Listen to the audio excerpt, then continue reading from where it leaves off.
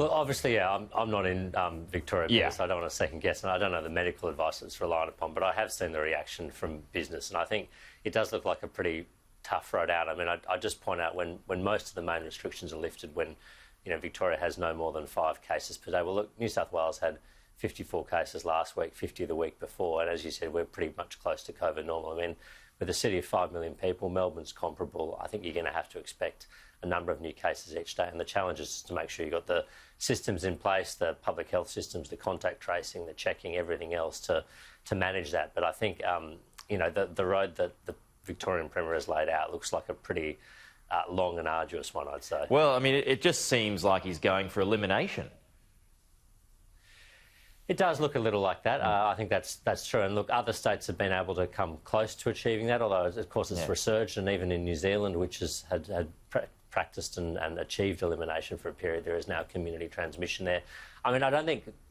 I think we don't know really enough about this virus to say with confidence we can eliminate it at this stage, absent a vaccine. So, absent a vaccine, our strategy has to be to live with it and live with it in a way that protects public health but allows people's jobs and livelihoods to go on. And look, that's a difficult balance to strike, I can see that, but I think there are a number of examples elsewhere around Australia where states are managing that. Well, New South Wales. I mean, that has to be the model, right? What Gladys Berejiklian and her team is doing at the moment is surely as good as it gets.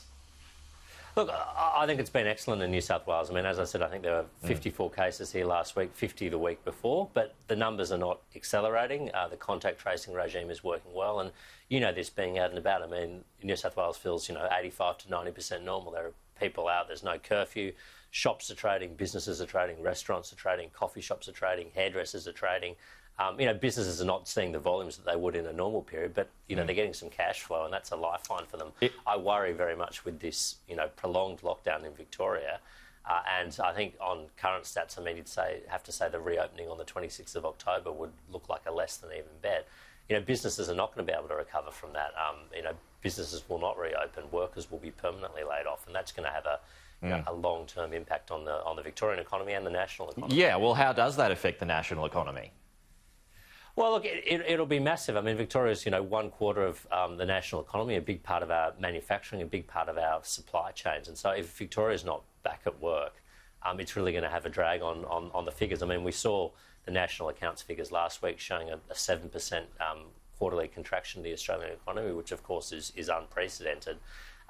But the next quarter will be difficult as well. This is the September quarter because Victoria's been in lockdown for much of that as well. And we need Victoria to get back to work for the Australian economy to get moving again. Meanwhile, there's some really interesting comments that I found from Jeanette Young up in Queensland yesterday, who did say that they may be open to opening that border between Queensland and New South Wales by Christmas. Are you encouraged by that?